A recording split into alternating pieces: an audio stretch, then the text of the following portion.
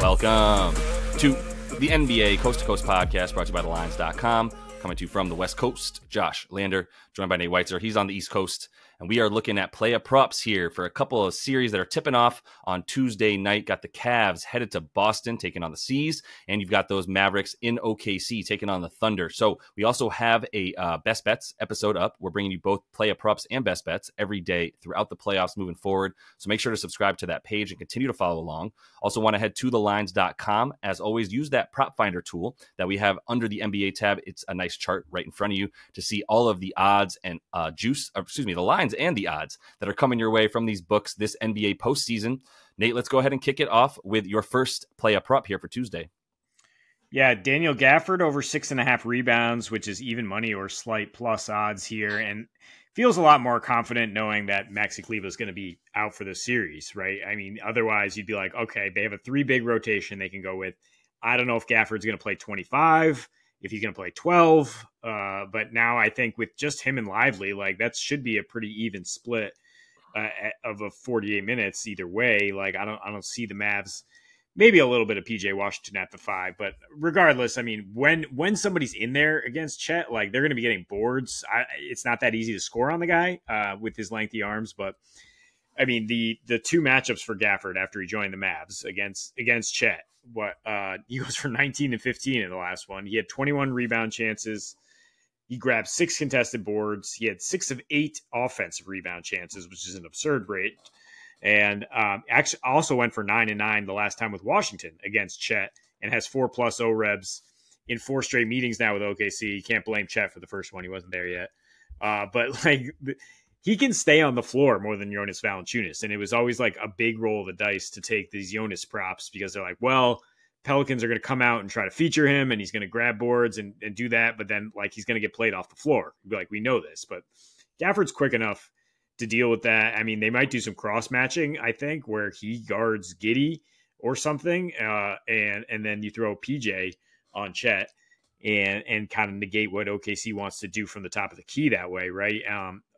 And for that reason, I'm considering fading Giddey as well. There's a head-to-head prop for Gafford to have more rebounds than Giddey. You can get at DK. So I'll just treat that as my Giddey fade for now and toss it to you for your first one. Are you serious? Why would they pair those guys together? I mean, I guess Giddey's been pretty good at boarding. You know, we talked about that a little bit before we started the episode. That like we were like, you know, Giddey's been boarding these playoffs for sure. And I do think they're going to need him out there for that, to be honest, like for the rebounds. But like still, yeah, you're talking about a starting center who's going to probably play 25 and then his backup is going to play 25.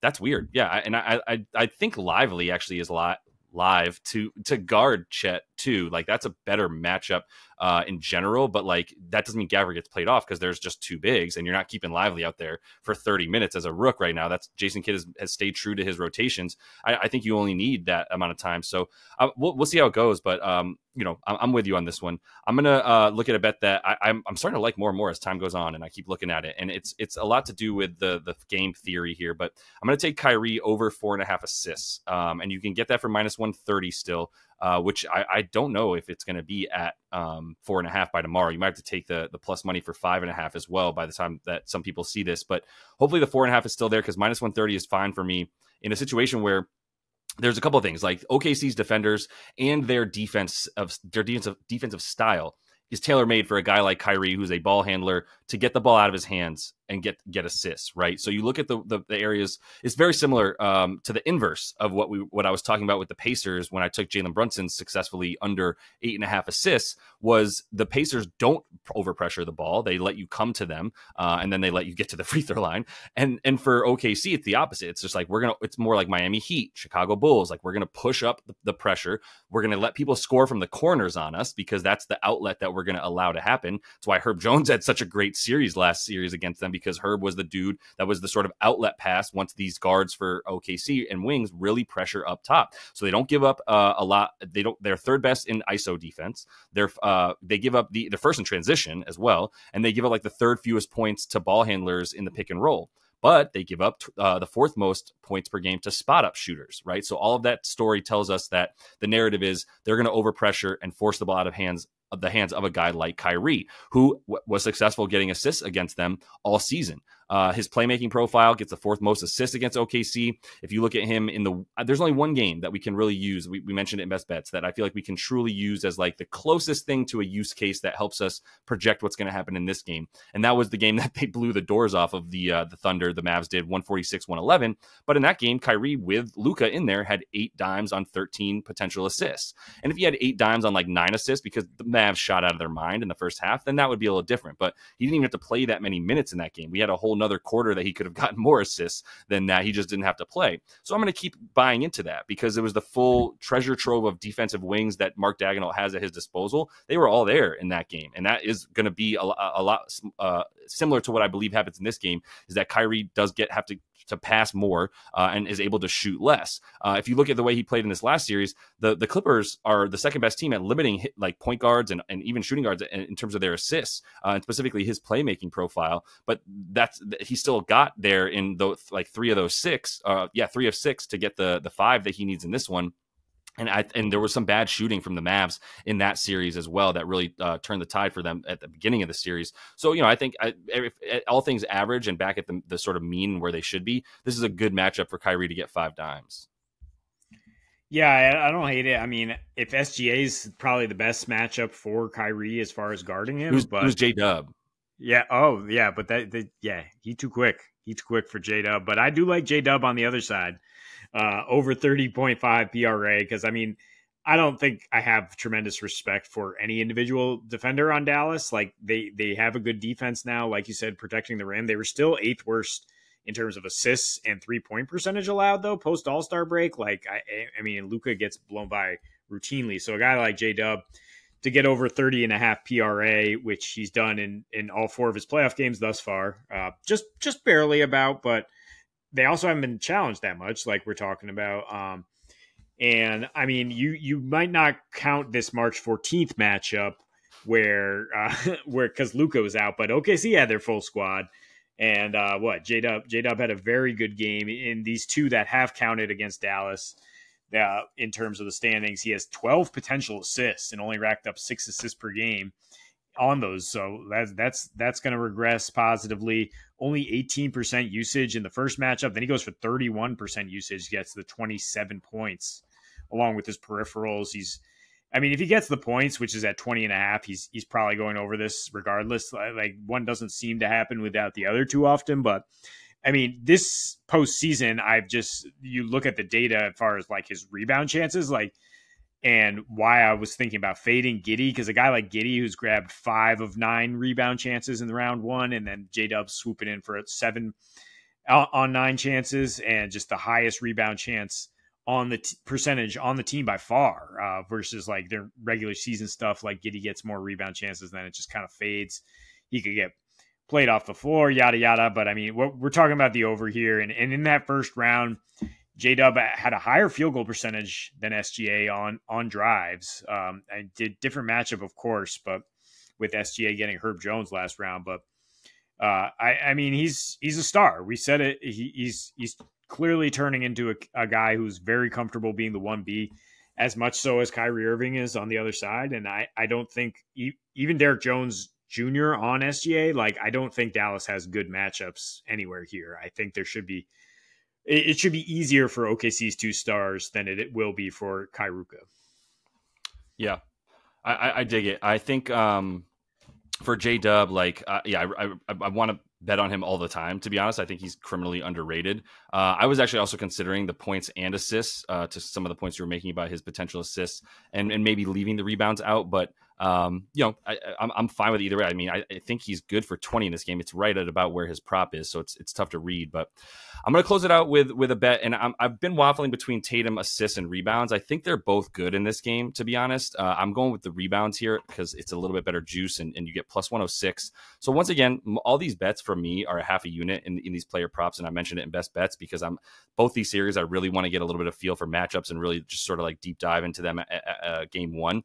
But the half a unit for plus plus money for Tatum on the boards is something I'm going to look at here. I think he's who I think of when I think of on a mission, as I was talking about them winning the first half in this game, in game one against the Cavs and all that. Like, that's who I'm thinking of. And the rebounds are a good indicator of that based on effort, right? And the fact that once KP went down, especially in the last series, you know, his rebounds were pretty high the whole time against the Heat.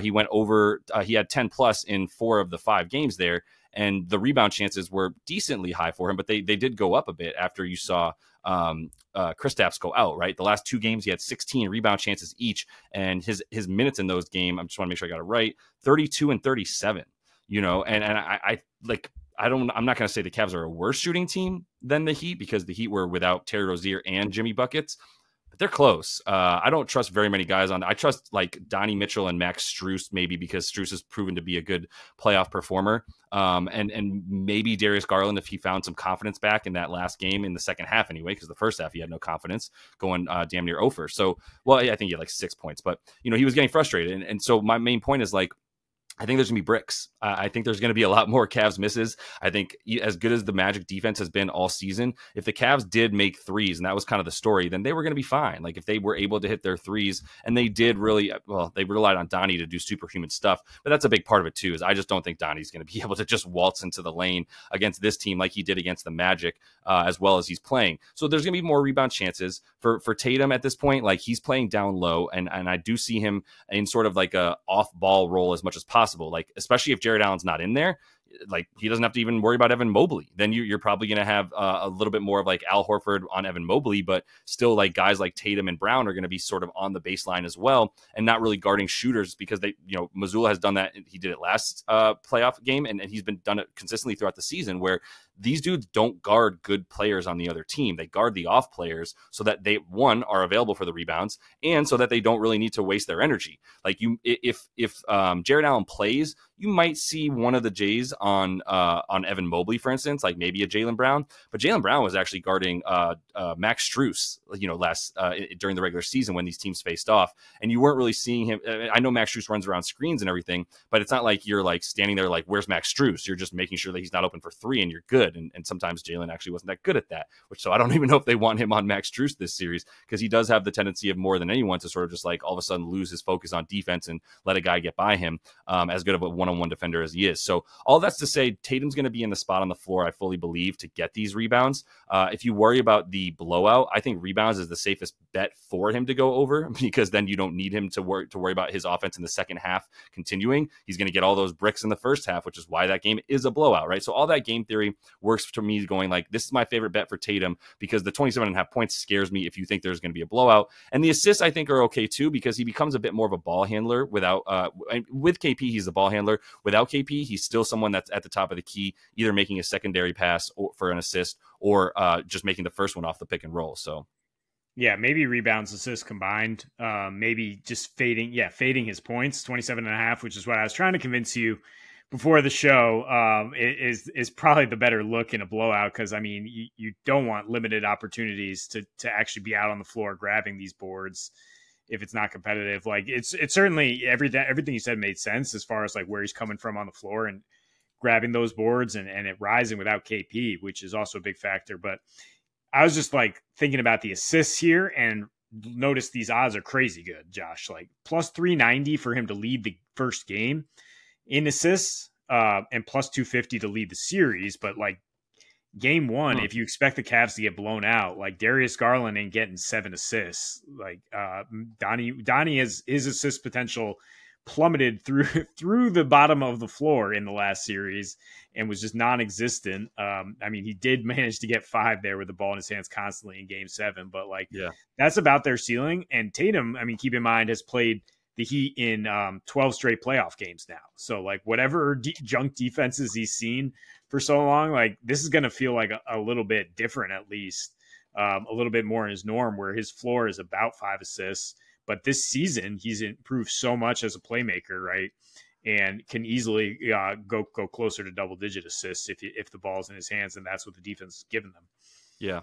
It's interesting. During the regular season, like when KP was out, it was a little bit more of Tatum being the roll man, and less of Tatum being the ball handler in those plays, but not in this last series. Even after KP went out, it was still one of the two Jays has the ball in their hands at the beginning of pretty much every possession. And if it's not the beginning of the possession at bringing the ball up, it's the first pass is to them or the screen is for them. So yeah, I think they're just going to keep riding the Jays as much as possible, leaving guys like Derek White and Drew Holiday to be spot up shooters a lot more than they are playmakers. So I like the look for plus 390 and just in the first game. I don't see very many Cavs getting very many dimes against a Boston Celtics team that doesn't allow assists anyway. So that is all the time we have for you, though, in Play Up Props. Continue to follow along. Check out the Best Bets video that we also have up for you as we're bringing you both of these each and every day now throughout this postseason. And until we see you next, happy betting.